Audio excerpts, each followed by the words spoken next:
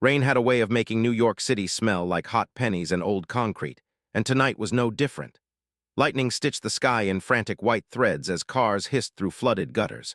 At the center of it all, staring up at the marble columns of the newly renovated Valerian Tower, stood a man who seemed impervious to weather, circumstance, and maybe even fate itself.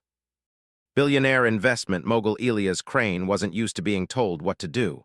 He wasn't used to warnings, wasn't used to fear, and wasn't used to anyone telling him no. In his world, those things didn't exist. He carved through every obstacle like a man who believed consequences were something that happened only to other people. Tonight, though, tonight was different. Something had been gnawing at him for days, a sort of unease that clung to the back of his skull. His team chalked it up to exhaustion. His therapist, whom he spoke to only when his PR team insisted on it, called it emotional strain. Elias called it nothing, because acknowledging it meant admitting it existed. He tugged the collar of his charcoal coat higher around his neck as he stepped into the glowing lobby of Valerian Tower, a building he'd bought, gutted, rebuilt, and renamed in a feat of sheer financial dominance that most billionaires never bothered attempting. But Elias wasn't like other billionaires. He was a man who hated leaving anything untouched, anything imperfect, anything that didn't bend. And yet, as he crossed the polished stone floor, something caught his attention. Something small, something out of place. A girl, no older than 12 or 13, soaked through by the storm, sitting just outside the revolving doors beneath the awning. She was thin, too thin, the kind of thin that spoke of skipped meals, not skipped workouts. Her hair clung in dark ringlets to her cheeks, and she hugged a battered backpack to her chest as though it were a life vest. Elias rarely looked at people like her. Not out of cruelty, he simply didn't see them. They existed in the blurred periphery of his daily life, and he had trained himself to glide past anything that reminded him of the world before he built his empire. But she looked directly at him. Not at his clothes, not at his watch, not at the sleek black sedan idling at the curb with a driver waiting patiently. She looked at him. Their eyes locked through the glass for a single second before he stepped toward the elevator bank, shoving the moment aside. He had a dinner meeting on the 58th floor, investors flying in from Zurich, a new pharmaceutical technology his firm planned to acquire, time-sensitive, lucrative, high stakes. Everything in his life was measured in stakes. He pressed the button. The elevator chimed. But as the doors opened, he felt it again. That itch, that pull from behind him, like the storm was whispering something he wasn't ready to hear. And then, just as the doors began to slide closed, a voice cut through the lobby. "Sir, don't eat that." He turned. The beggar girl stood just inside the doorway now, trembling from the cold, her rain-soaked shoes squeaking on the marble. Her voice cracked with desperation that didn't belong in someone so young. He blinked at her, stunned, partly because of what she said and partly because she dared to say anything at all. "What?" Elias stepped out of the elevator, irritation flaring in his chest. "What are you talking about?" She shook her head wildly, dark curls flinging droplets onto the floor. "Don't eat it. Whatever they're giving you tonight, don't eat the food." People in the lobby stared.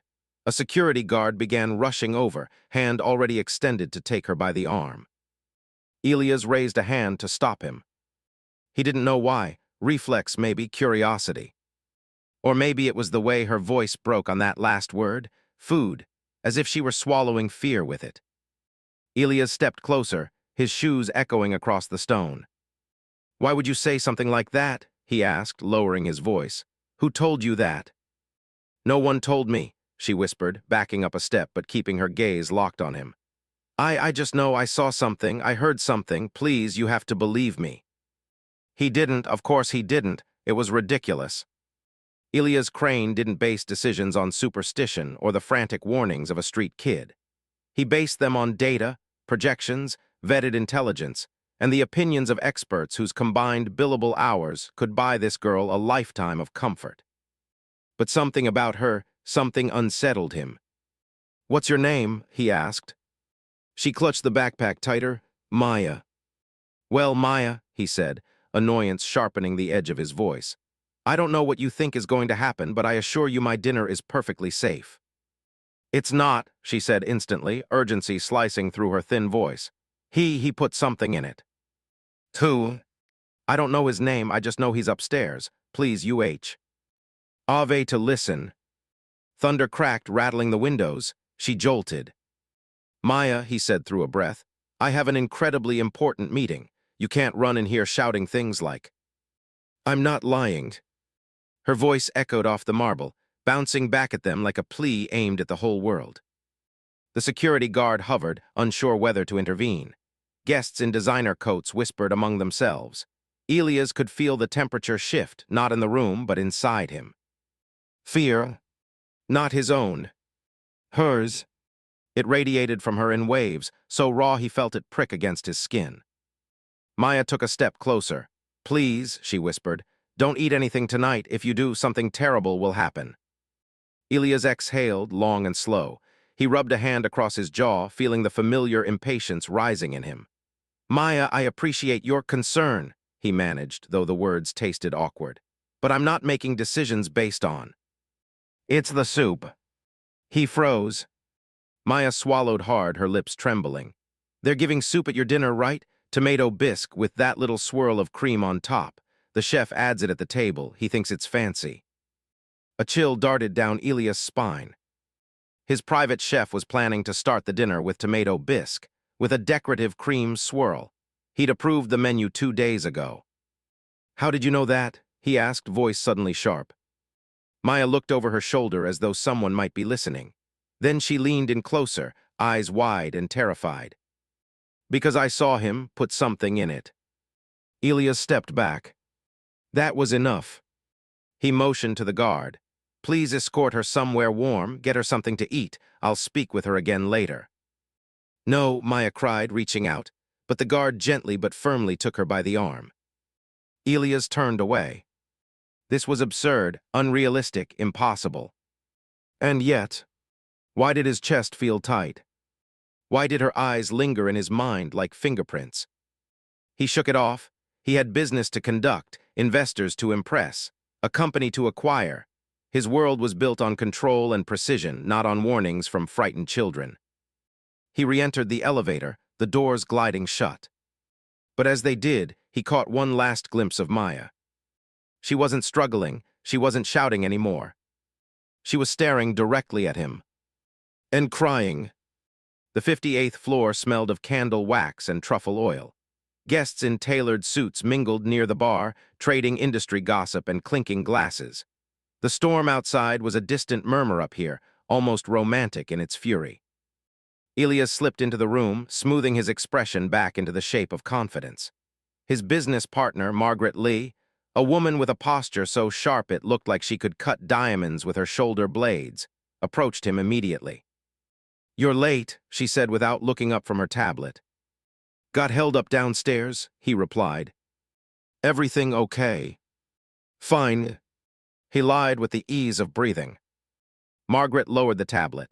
We need you sharp tonight, Elias. Zurich wants reassurance before they sign. No improvisations, no distractions, you good. Always. But he was. Not tonight. A waiter passed with hors d'oeuvres. Elias waved him on.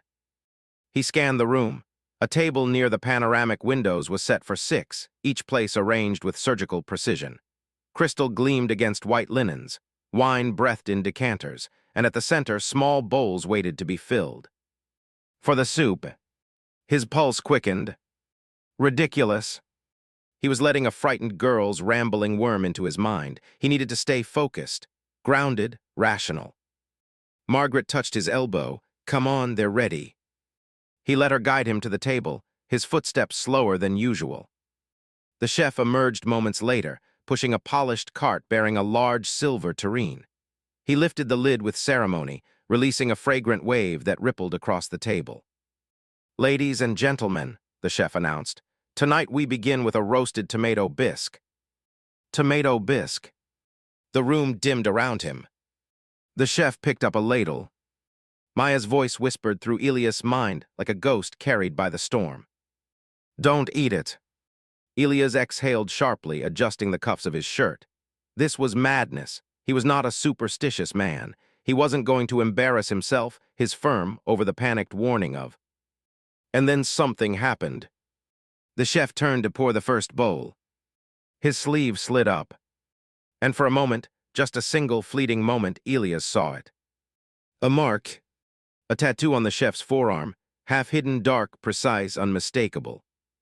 The same insignia Elias had seen once before, on documents connected to an illegal investment group that had tried, unsuccessfully, to sabotage one of his mergers 3 years ago.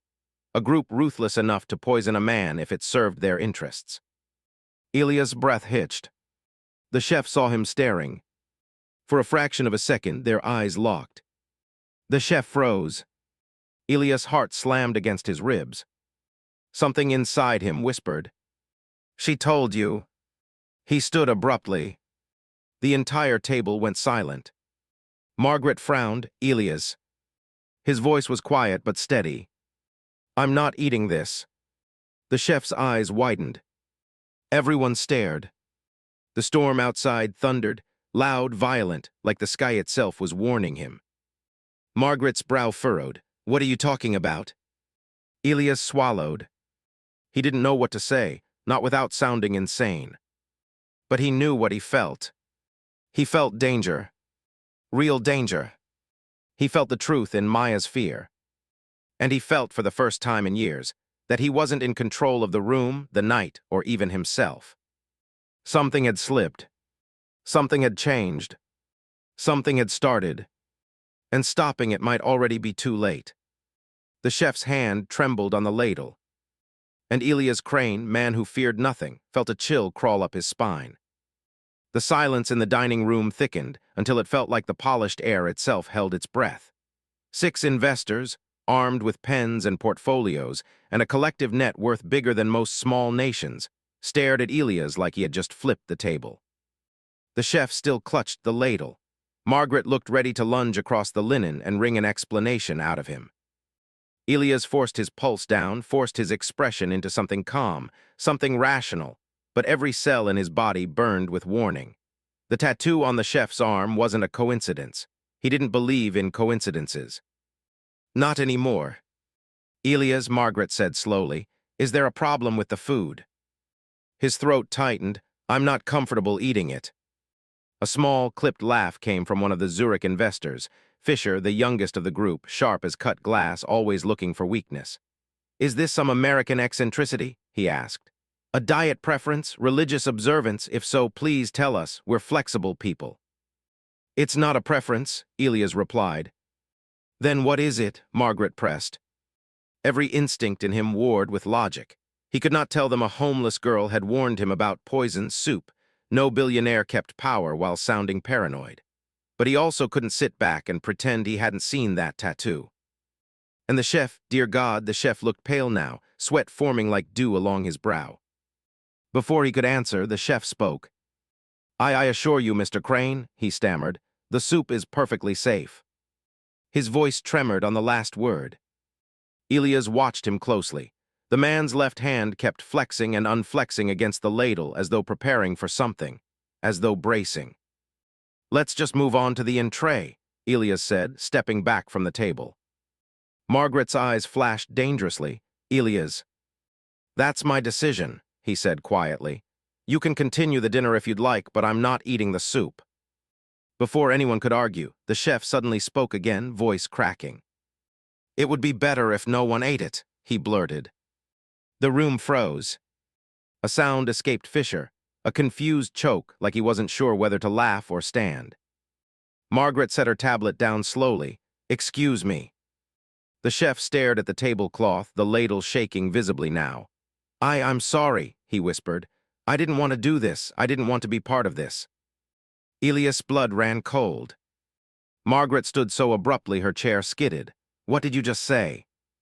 The chef didn't answer. Instead, he dropped the ladle. It clattered against the tureen, splattering red droplets across the white tablecloth like little flecks of blood. Chaos rippled through the room. 2 investors jolted back from the table. Fisher cursed under his breath. The storm outside erupted in another violent rumble. The chef lifted trembling hands in surrender. "Please," he pleaded. "I didn't poison it. I swear someone else did. I was supposed to serve it." "Who?" Elias demanded. The chef looked at him, eyes breaking open with fear. "You already know." Elias did. Or at least he knew enough. That symbol, the mark, those men. 3 years ago, a corrupt syndicate known as Aegis Meridian had tried to force him into backing out of a merger. When he refused, they attempted blackmail, then sabotage, and eventually a hit on one of his executives. Elias had buried the incident in non-disclosure agreements and private settlements, refusing to show weakness publicly. He had believed the matter closed. He had believed wrong. "Everyone stay calm," Elias said, though he felt anything but. Security arrived in a rush, 2 men in dark suits, hands at their holsters.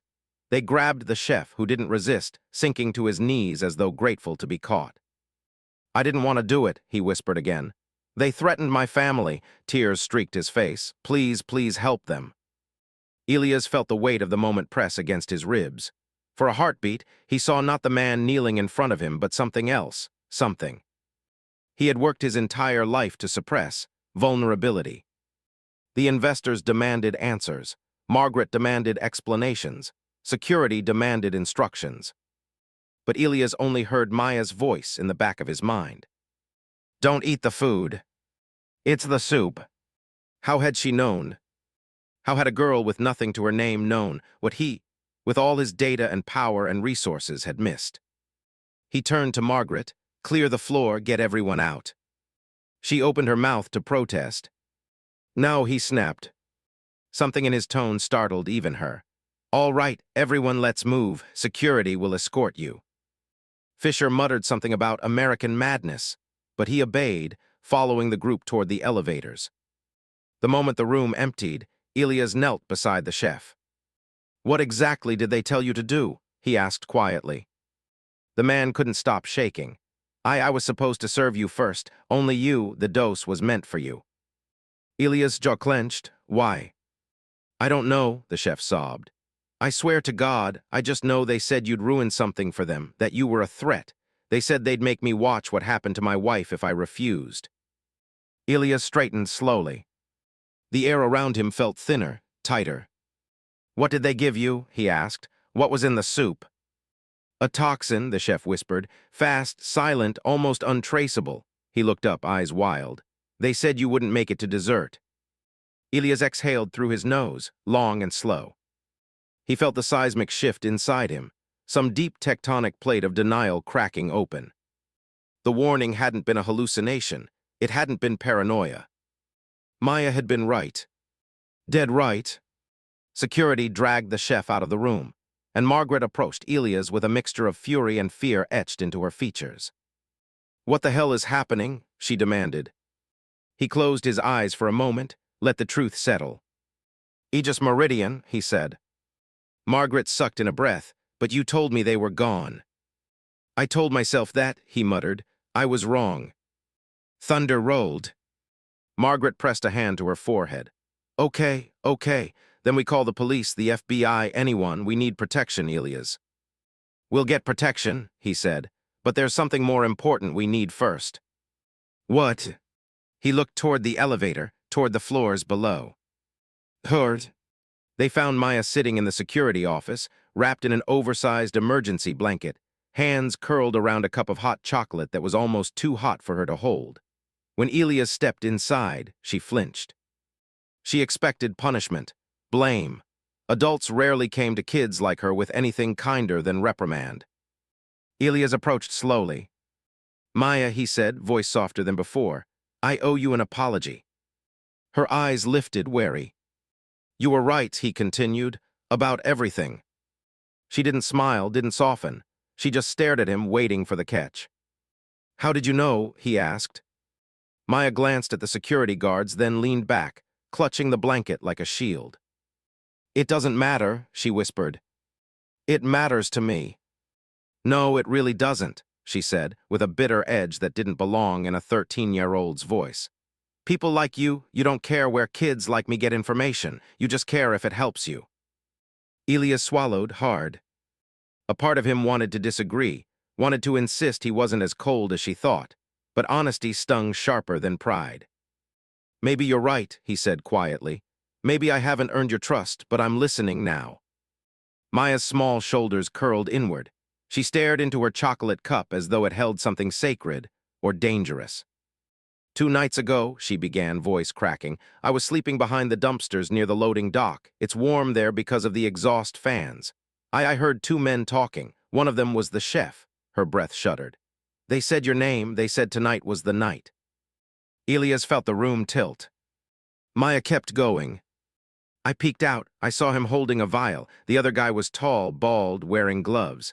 He said something like, make sure he finishes the bowl. He only needs a few sips. Elias exchanged a glance with Margaret.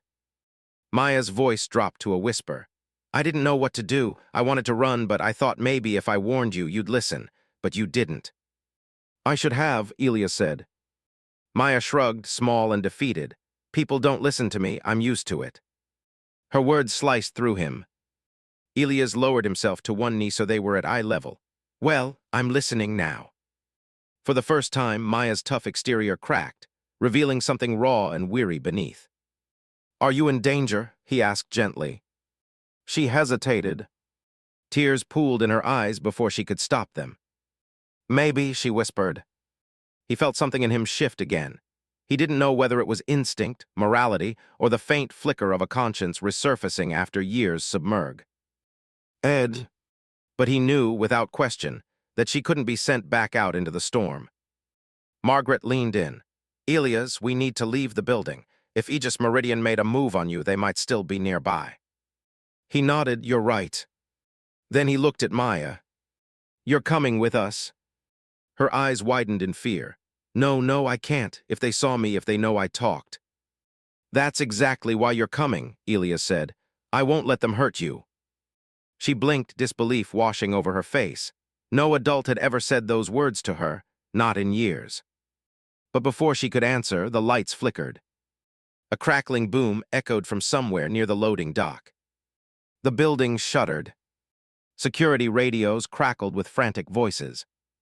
Margaret grabbed Elias' arm. We need to go now. Maya stood, trembling. Elias took her hand. And as alarms began to wail in Valerian Tower, he knew, with absolute certainty, that the danger wasn't over. It was only beginning. The emergency stairwell echoed with the shrill pulse of the building alarm. Red strobes splashed against concrete walls as Elias, Margaret, Maya, and 2 security officers descended quickly, but not recklessly, down the stairwell. The storm outside roared against the glass windows of the tower's architectural shafts, shaking the building like some furious beast demanding entry. Maya kept close to Elias' side, her small hand gripping his like a lifeline. She tried to hide her fear, but every time the steel steps vibrated with distant tremors, she flinched. They're here, she whispered. Elias didn't ask how she knew. He felt it too. The building wasn't simply reacting to a storm. Something else was moving inside these walls. Security Officer Grayson kept his hand near his holster as he spoke into his radio, his voice tense. Unit 4 to command, status on the lower levels. Are we compromised? The radio crackled, then hissed. No response. Try again, Margaret urged. Grayson repeated the call. Nothing. The silence was worse than an answer. Maya tugged at Elias' coat. They cut the signals. How do you know that? Margaret asked, breath sharp as she descended. Maya met her gaze with an expression that didn't belong on a child's face, an expression of experience, of hard-earned knowledge. It's what they do. Elias didn't doubt her. When they reached the 20th floor landing, Grayson held up a fist. Everyone froze. A sound drifted upward from the floors below. Boots, heavy ones. Not running, not rushing. Hunting. Grayson whispered, we've got incoming. Margaret whispered back, we need to find another route. What about the freight elevator? Their first place to trap us, Grayson muttered. Elias turned to Maya. You said you've been in this building before. Is there another exit, somewhere they wouldn't expect us to go? Maya bit her lip, thinking.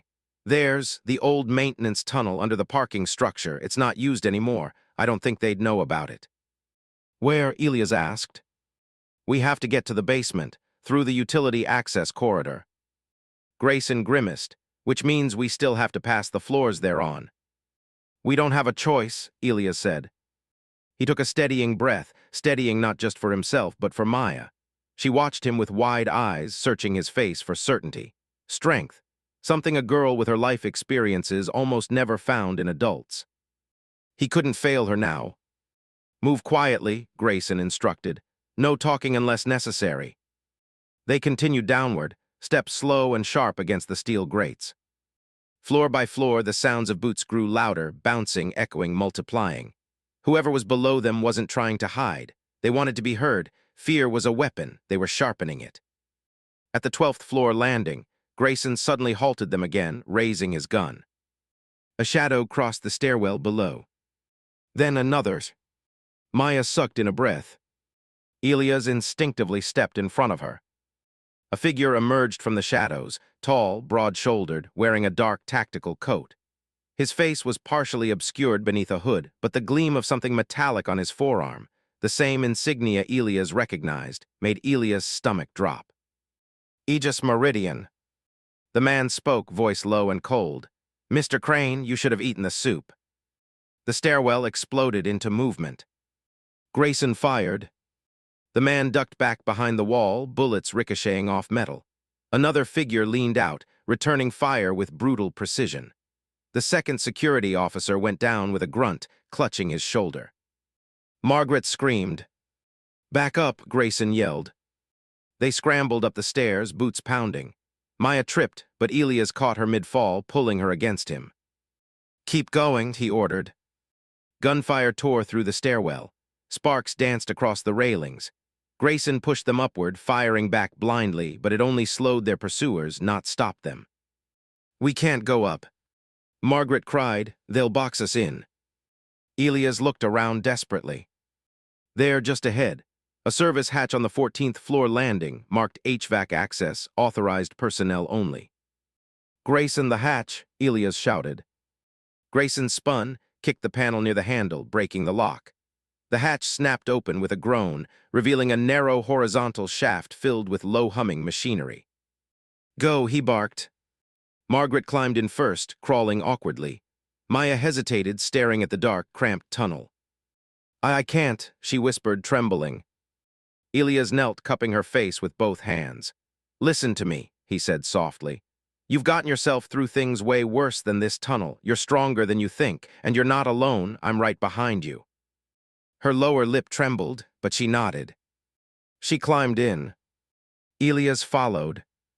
Grayson backed into the hatch last, firing one more shot before slamming it shut. Inside the shaft, the air buzzed with metallic vibration. The space was tight, claustrophobic, and Maya's breathing came fast and shallow. Elias squeezed her ankle gently, a silent reassurance. Behind them, the attackers reached the hatch. Something slammed against the metal. They're trying to break through, Margaret hissed. Grayson crawled forward quickly. Keep moving. They won't fit through here, but if they cut the panel open, we're done. The shaft twisted sharply, forcing them to crawl single file. Elias kept his body between Maya and the distant pounding, shielding her from what she didn't need to see. Her voice broke through the grinding metal noises. I'm sorry, she whispered. For what? Elias asked. For everything, if I'd warned you sooner. You did warn me, he said firmly. I didn't listen, that's on me, not you. She didn't reply, but he saw her shoulders relax just a little. The shaft eventually opened into a wider maintenance room, unfinished concrete walls, exposed wiring, old equipment draped with dusty tarps. A single flickering bulb cast trembling shadows. Grayson helped everyone out, then moved to secure the door they'd emerged through. We bought ourselves a few minutes, he said, not much more. Where is the tunnel? Margaret asked Maya. Maya pointed to a large, rusted grate bolted into the far wall. Behind that. Grayson crossed the room and tugged on the grate. It didn't budge. It's sealed. Can you open it? Elias asked. Not without tools. Thunder cracked overhead, shaking dust from the ceiling. Elias scanned the room. Pipes, panels, toolboxes long abandoned.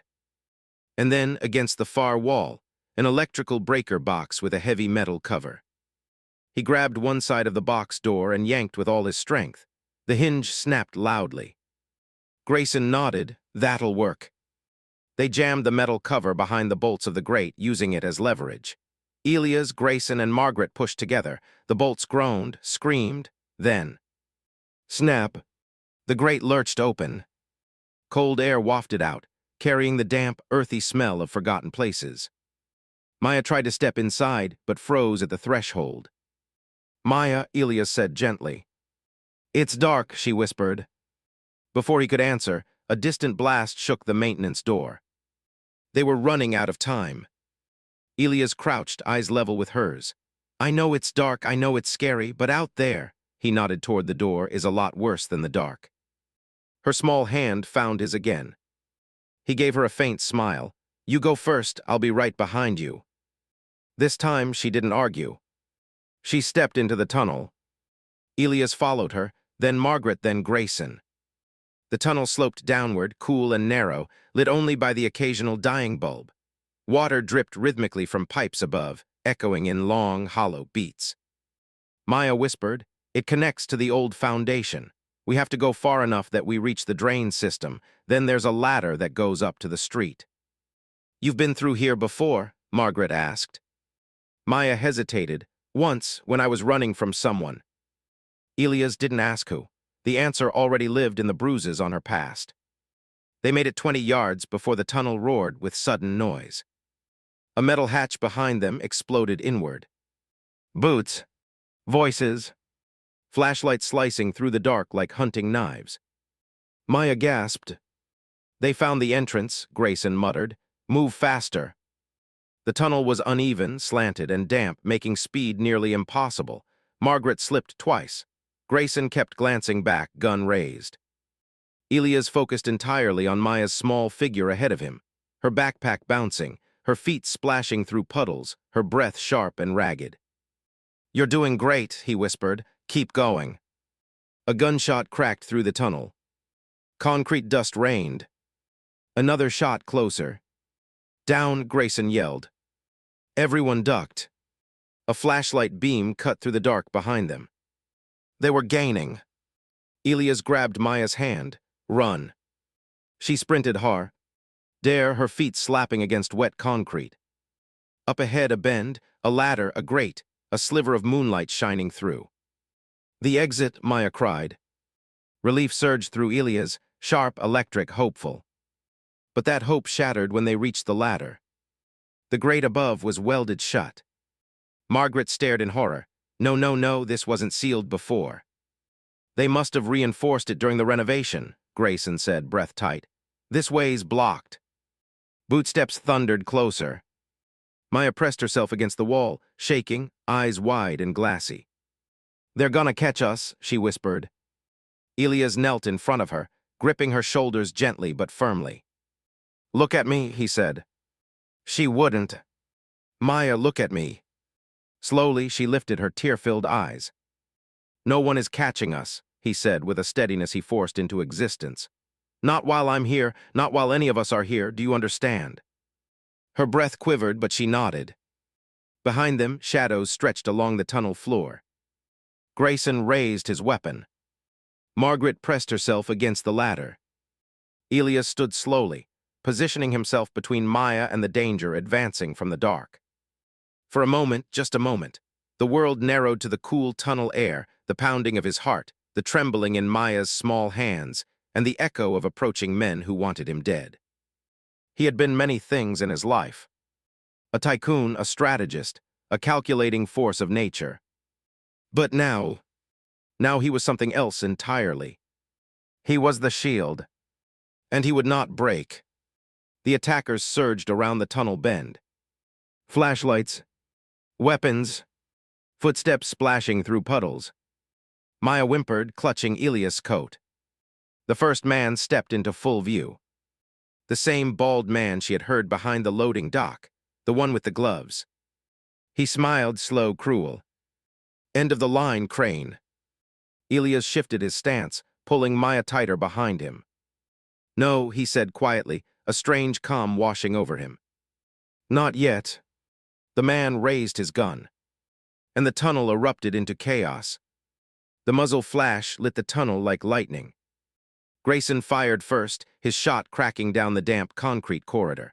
The bald man jerked sideways, hitting the wall but not going down.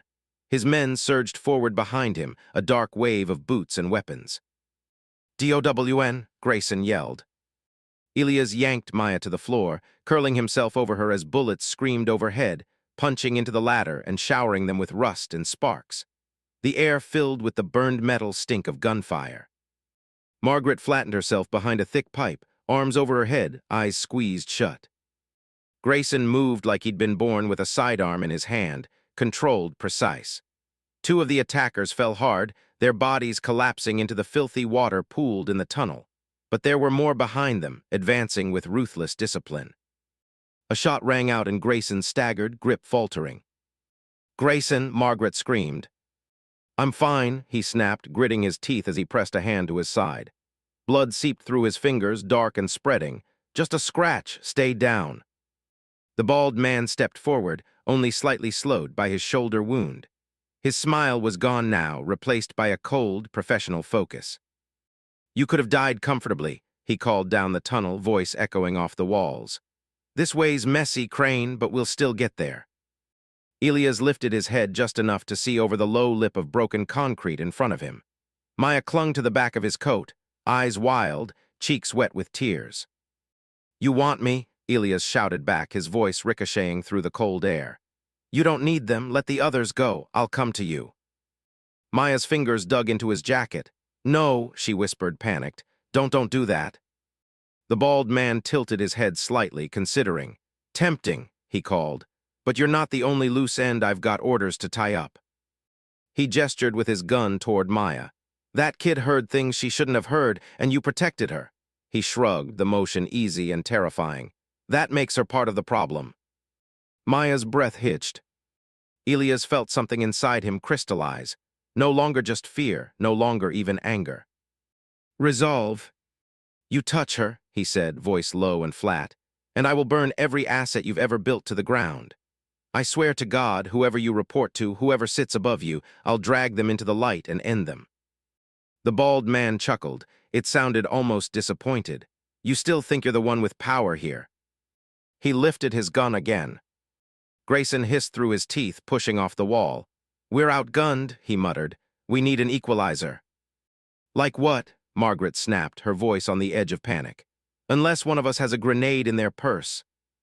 Maya tugged on Elias' sleeve. "The pipes," she whispered. He blinked. "What?" She pointed up. "Those big ones running along the ceiling. They're steam lines. I heard the maintenance guys talk about them. Burn your face off if you're not careful," they said. Grayson followed her gaze. The pipes were thick, insulated in places but rusted in others. Valerian Tower was new on top, but its bones were old, very old. "If we hit one," Maya said, voice shaking but urgent, "it'll blow. Not like explode, but it'll shoot steam out. You can't see, you can't move, it hurts." Elias looked at Grayson. Grayson looked at his nearly empty magazine, then back at the pipes. Kid might be onto something. Another bullet sparked off the wall a foot from Elias' head. "Time's up," the bald man called, stepping closer, boots splashing through the water as he advanced. Grayson shifted, lining up his sights, not for the men, but for a section of pipe just ahead of them, where corrosion had eaten away at the protective coating. "This'll either save us," he muttered, "or kill us faster." "Do it," Elias said. Grayson fired. For a heartbeat, nothing happened. Then the tunnel howled. The pipe ruptured with a sickening metallic shriek. A torrent of superheated steam exploded into the corridor, filling it with a roiling white wall. The sound was deafening. The temperature spiked in an instant, turning the air itself into a weapon. The men behind the bald enforcer screamed, clutching at their faces, stumbling backward blindly. The bald man cursed, dropping to a knee and throwing an arm up over his eyes. "Move," Grayson shouted. Elias didn't hesitate. He scooped Maya up, ignoring the protest of his muscles, and bolted down the tunnel, following the curve deeper into darkness, away from the boiling mist. Margaret ran beside him, coughing, eyes watering.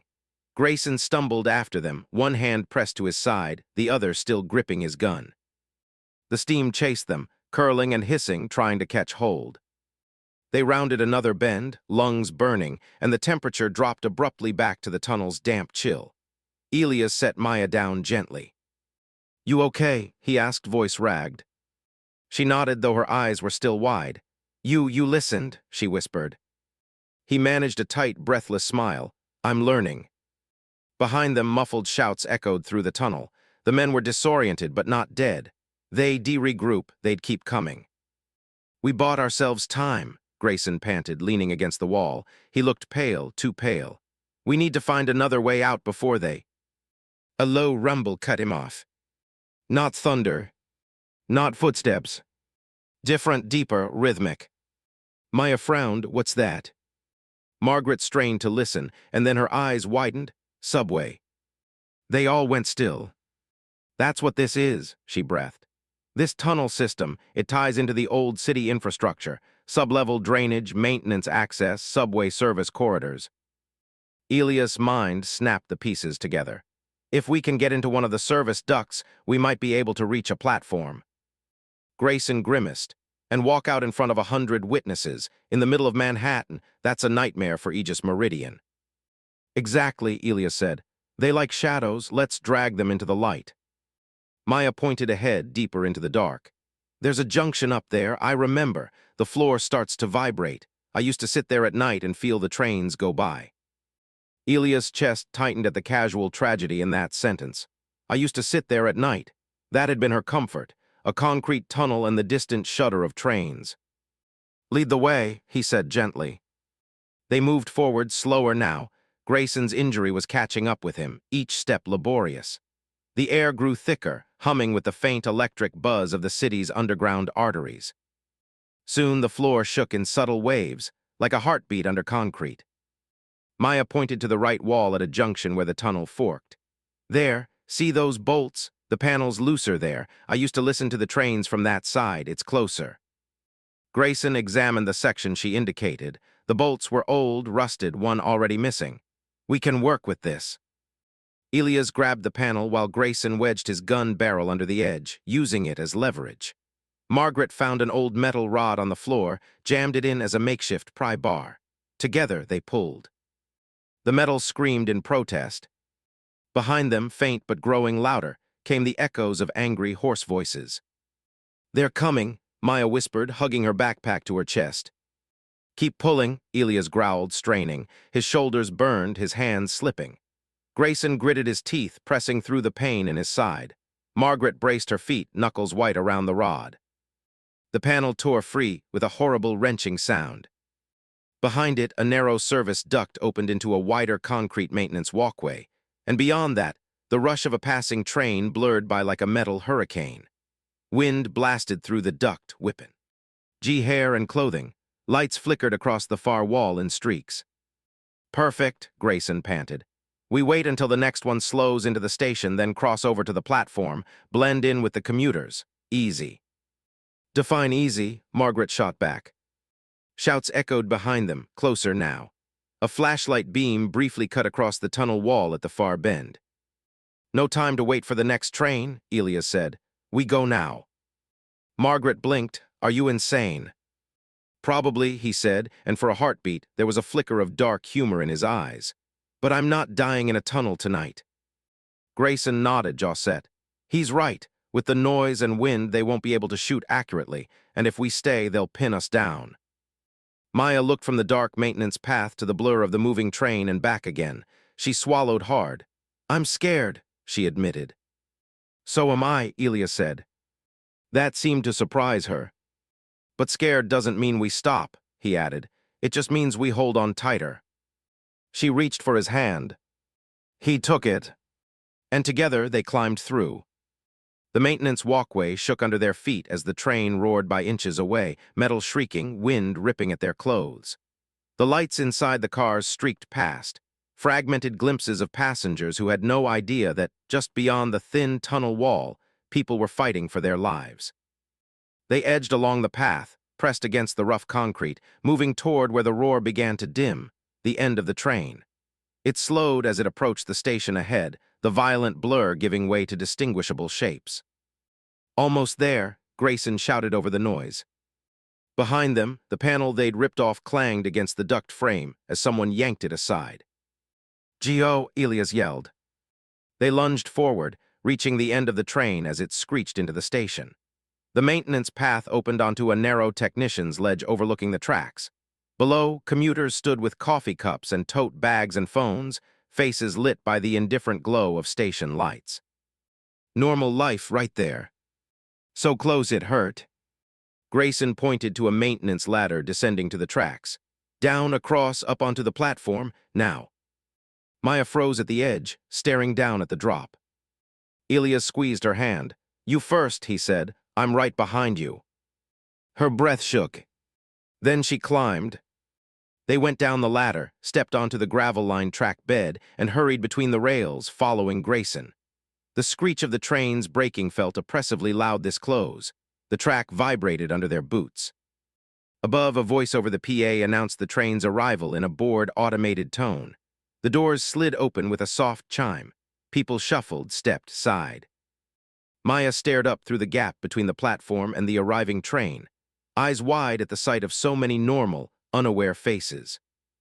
"Up you go," Elias said, boosting her. She scrambled onto the platform, spinning to offer a hand back even though she was too small to really help. Grayson followed, then Margaret. Elias swung himself up last, just as a shout echoed from the maintenance duct behind them. "There," someone yelled, "on the platform." A couple of heads turned, frowning, but most commuters stayed locked in their own little worlds of earbuds and scrolling screens. Elias didn't look back. "Blend in," he said under his breath. "Walk, don't run." They merged into the river of people moving along the platform. Maya walked close to his side, eyes darting everywhere. Margaret straightened her blazer with trembling hands, trying to look like a woman merely late for a meeting. Grayson kept his injured arm close, hiding the blood beneath his jacket. Behind them, Aegis Meridian men burst out of the service access door, scanning the crowd. One raised his gun. Elias' blood turned to ice. But before the man could aim, a transit cop stationed farther down the platform barked, "Hey, you can't be back there. Hands where I can see them." Two more officers turned their way, hands moving automatically to their holsters. A split-second crossroads. If the men shot anyway, chaos would explode in the station.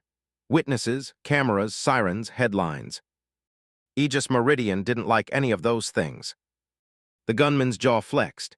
His eyes met Elias' across the crowd for a single hot second, two predators measuring risk versus reward. Then he lowered the weapon. The men melted back toward the maintenance door, disappearing into the shadows. The transit cop shouted after them, but they were gone. "Sirens in 3, 2, 1, Margaret muttered. Almost on cue, distant wails rose from beyond the station entrance. NYPD, responding to God knew how many alarms triggered by explosions, gunfire, and emergency calls from Valerian Tower. Grayson exhaled shakily. "We're not safe yet," he said, "but we're not dead, I'll take it."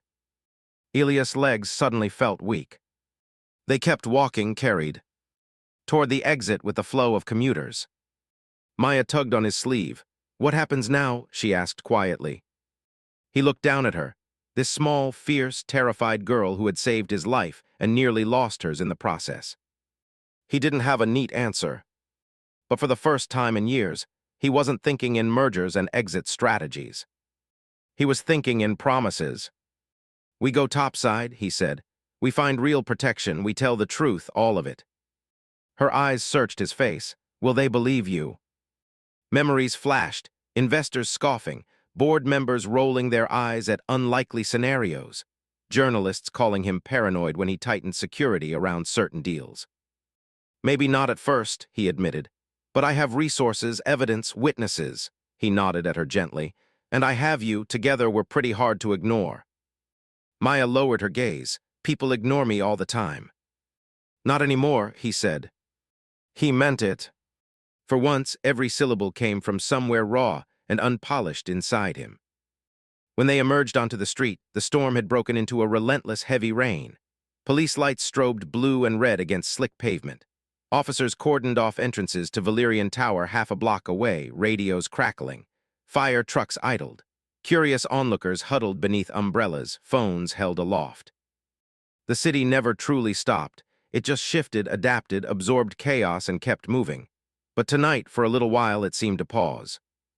Grayson waved down a uniformed officer, flashing his security credentials.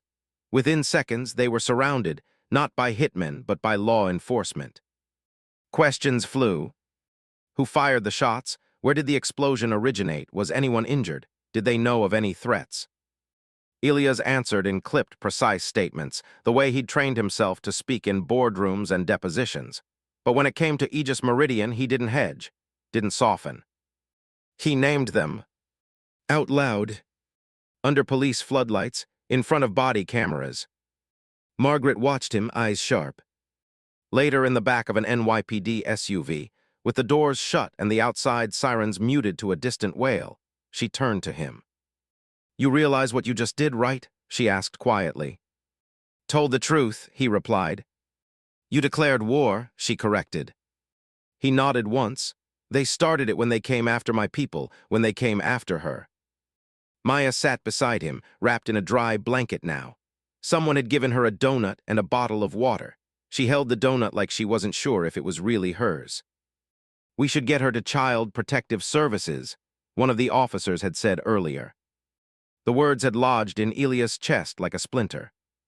Now, as the SUV idled near the curb, another officer opened the door. "Mr. Crane, the detectives want you inside for a formal statement. We'll need the girl as well, and your head of security." Grayson nodded, popping the door open wider. Maya shrank back slightly at the sight of the precinct looming across the street. Another big building, more questions, more adults deciding her fate. Elias saw it, the familiar flinch of someone who'd been passed through too many systems that didn't see her as a person, just a case file. He put a hand on her shoulder. "You're not going through this alone," he said. She looked up skeptical. "You'll be busy," she said. "Important people always are."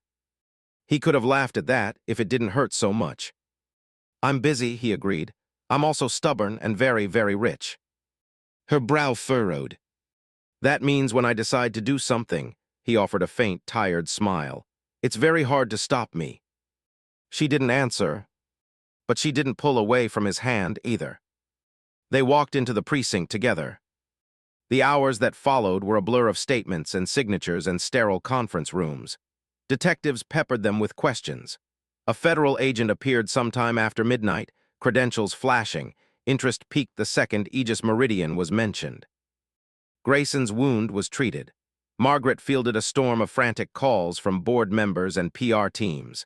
The chef, taken into custody at the tower, confirmed the story with shaking hands and tearful apologies. Evidence piled up. So did headlines. By dawn, the first stories were already trickling out onto news sites and social media feeds. Billionaire Elias Crane target of elaborate assassination attempt in Midtown high-rise. Mystery syndicate suspected in attack on Valerian Tower. Homeless girl's warning may have saved financial titan's life. That last one made Maya's ears burn when someone read it aloud. "I'm not a hero," she muttered, staring down at the styrofoam cup of precinct coffee she'd been given, as if it could anchor her in place. "You are to me," Elias said simply. She shook her head. "I just didn't want you to die." "That's a pretty high bar for just, don't you think?" For a long moment, she said nothing. Then so quiet. He almost missed it, she asked. "What happens to me now?" He'd been waiting for that. It was the question wrapped around her every glance, every silence, every hesitant sip of coffee. She wasn't thinking about headlines or syndicates or financial ripples. She was thinking about tomorrow night. And the night after that. "Normally," he said carefully, "a kid in your situation would be placed in the system. A shelter, maybe foster care." Her jaw clenched, shoulders tightening. She stared hard at the table. "I've been in the system," she said. "It didn't go great." "Yeah," he said softly. "I figured." Silence stretched between them. Then he cleared his throat. "I have another idea." She glanced up, guarded. "What kind of idea?" "The kind that comes with lawyers and paperwork and people triple-checking everything I say for the next 6 months, he replied dryly. "But if you want it, if you're okay with it." He met her gaze head-on. "I'd like to help you, not just tonight, not just with a hotel room and some clean clothes, long-term. Her eyes narrowed slightly, like charity. No, he said at once, not charity. He took a breath. Like family. The word hung in the air between them like a fragile thing, too new and too heavy all at once. She blinked.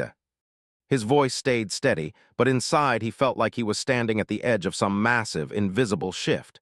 Bigger than any acquisition, riskier than any merger. I don't know exactly what it looks like yet, he admitted. Guardianship, adoption, something real, something binding, something that means when you ask, what happens to me now? The answer is never, I don't know. Her throat bobbed as she swallowed. You don't even know me, she whispered. I know enough, he said. I know you're brave, I know you're smart, I know you're the only reason I'm still breathing. And I know, he paused, feeling the truth before he said it out loud. I know I don't want to go back to the life I had yesterday, not if it means walking away from you after everything you've done. Tears welled up in her eyes. People leave, she said. They always leave. He nodded slowly. I did too, he said.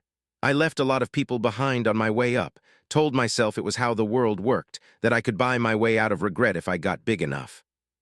He reached out, not quite touching her hand, letting her decide. I can't change what I did before, he said, but I can change what I do next.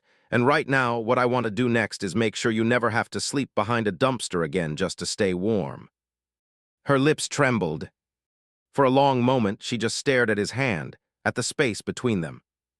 Then very slowly, she slid her smaller hand into his. Okay, she whispered. It wasn't loud, but it was enough. The door opened and Margaret stepped in, dark circles under her eyes, holding a manila folder. Authorities are coordinating with our legal team, she said, then paused as she took in the scene. Her gaze dropped to their joined hands. Am I interrupting something? She asked quietly. Yeah, Elia said, but it's important so you can stay. Maya sniffed, trying to pull herself together. We're talking about paperwork, she said, voice small but stronger than before. Margaret's brows lifted. That true? She asked Elia's. Yes. Margaret let out a slow breath, a smile twitching at the corner of her mouth for the first time that night. Well then, I guess I'll make sure the attorneys don't screw it up. Maya smiled a little, like she wasn't sure if she was allowed to. Margaret sat down, sliding the folder onto the table. Also, in case you're wondering, she added to Elia's, share price dipped for about 20 minutes when the first reports hit. Then when the chef's statement went public and the media spun you as the billionaire who walked into an assassination plot and lived, it jumped. Of course it did, he muttered. Your board's already talking about leveraging this into some ethics in business initiative, Margaret continued. If you don't steer that ship, they will. He looked at Maya, then back at Margaret. Good, he said, because we're going to need every resource we have. To do what? Margaret asked. To bring Aegis Meridian down, he said simply. Every shell company, every account, every shadow, they tried to use my empire against me. Let's show them what it looks like when I use it against them. Margaret's eyes gleamed with something fierce. You're serious? Completely. She grinned, a tired, deadly grin. Then let's ruin some very bad people. Maya watched them, these adults making war plans over manila folders and police coffee. And for the first time in a very long time, she felt something strange take root in her chest. It wasn't fear. It wasn't hunger. It wasn't even relief. It was hope. Small, fragile, but real. Weeks later, New York City had mostly moved on. It always did. Another scandal. Another outrage, another viral moment to chase. People remembered the headlines, maybe even the broad strokes of the story. But they didn't feel the way it had changed the lives at the center of it. The rain was gentler now, spring pushing winter's chill out of the air. Traffic hummed along the streets below Valerian Tower, which now had more visible security than most embassies. On the 58th floor, the dining room had been remodeled again, less pretentious, less gleaming. The long table had been replaced by a series of smaller round ones, the kind that made conversation easier, less performative. Elias Crane stood by the glass, looking out over the city. He wore no tie, just an open-collared shirt and a blazer. He held a glass of water instead of scotch. Behind him, in what used to be his showpiece deal room, a different kind of meeting was underway.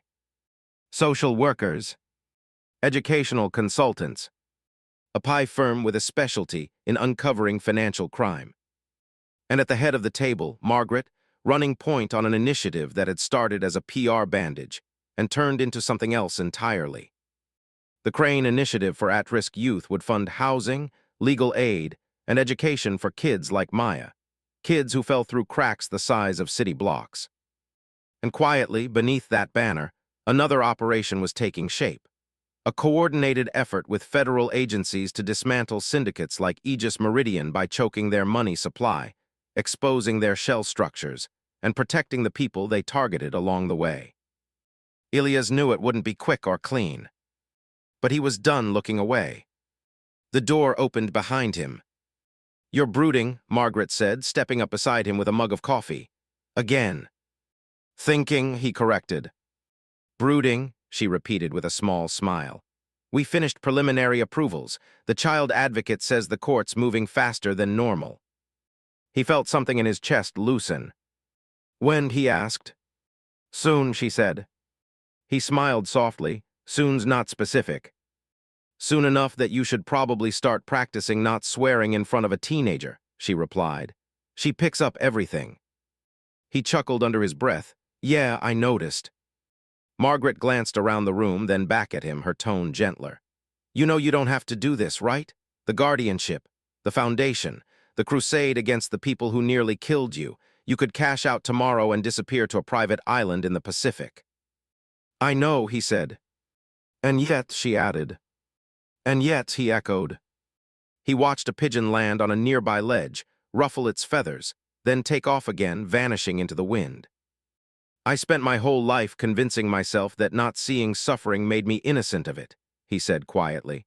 "That if it wasn't on my spreadsheet, it wasn't my problem." He shook his head. "Maya walked into my lobby and broke that illusion in half with one sentence." Margaret raised an eyebrow. "Don't eat that." "She gave me more warning than I ever gave anyone I hurt on the way up," he said. He turned away from the window. "I don't know if this makes up for anything," he added, "but it feels like a start." Margaret studied him for a moment. "You sure you're ready to be someone's dad?" she asked, teasing and sincere all at once. He exhaled, a faint smile tugging at his mouth. "No," he said, "not even a little." "Honesty, good start." "But I'm willing to learn," he added, "and I'm stubborn, that counts for something." A knock sounded on the open doorway. They both turned. Maya stood there, backpack over one shoulder, hair pulled into a low ponytail. Her clothes were new but simple: jeans, sneakers, a hoodie with the Valerian Tower logo embroidered on it. She still moved like someone who expected to be told to leave. But she also held herself a little taller now. More sure. More home. "You said you wanted to show me something?" she asked, eyes flicking between them. "Yes," Ilias said. "Come here." She crossed the room, dropping her backpack onto one of the chairs with casual familiarity that warmed him more than he expected. He handed her a manila envelope. She frowned. "Is this more paperwork?" "In a way," he said, "but it's the good kind." She opened it. Her eyes skimmed the first page, then stopped, then widened. Her mouth parted slightly as she read her name in bold, formal letters, the legal language below it, the signature lines. She looked up at him, confused, hopeful, scared all at once. "This means—" "It means the court signed off," he said, his voice catching just a little. "It means if you want, I'm not just the guy in the suit anymore." He swallowed. "It means I'm your legal guardian." Silence. He searched her face for regret, for fear, for second thoughts. Instead, tears welled up. "You're not messing with me," she whispered. "Not a chance," he said. "You stuck your neck out for me when you had nothing to gain. I'm just TR. Ying to catch up." A tear spilled over, tracing down her cheek. Without thinking, he wiped it away with his thumb. "Hey," he said gently, "we're supposed to be celebrating, not crying." "I've never done this before," she sniffed. "Me neither," he admitted.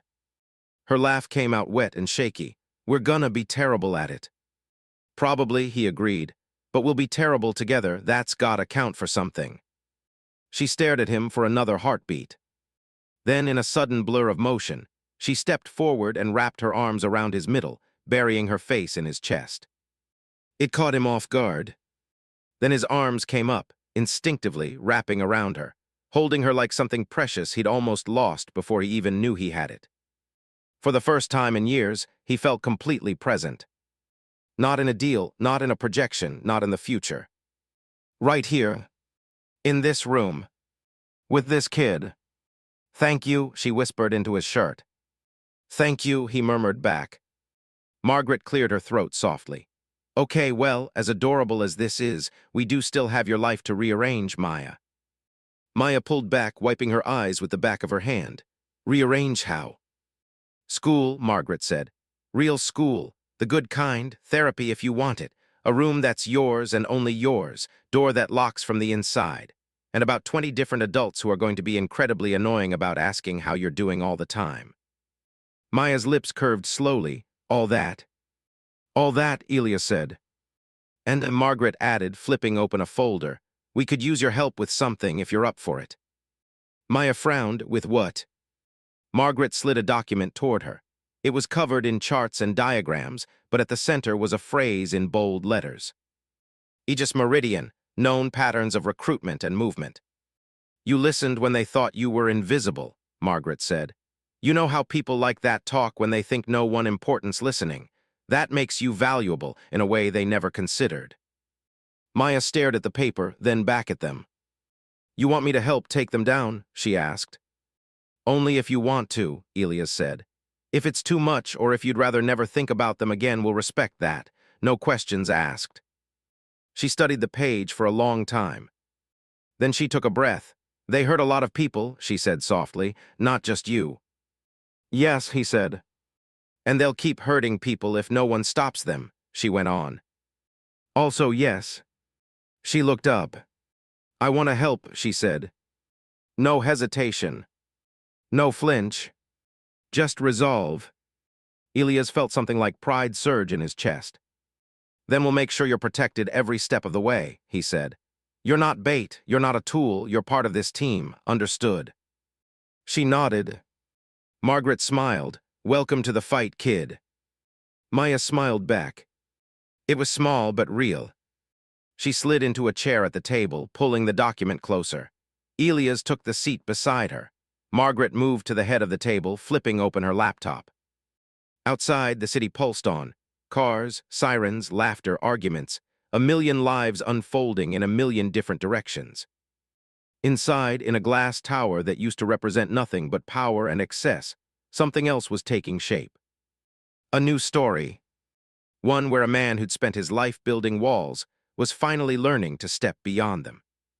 One where a girl who'd been invisible learned what it meant to be seen. It had started with a warning no one was supposed to hear. Don't eat that. He wouldn't have listened until he saw it for himself, saw the mark, the fear, the truth in her eyes. Now, when he looked at her, he saw something else. A future. Messy, difficult, uncertain. But shared. Elias glanced at Maya as she hunched over the documents, lips moving silently as she read, eyes intent. Hey, he said softly. She looked up. We're okay, he told her. We made it. She considered that for a second, then nodded. Yeah, she said, we did. Outside, the last of the storm clouds drifted away, revealing a pale strip of blue edging over the city. For the first time in a long time, it looked like possibility.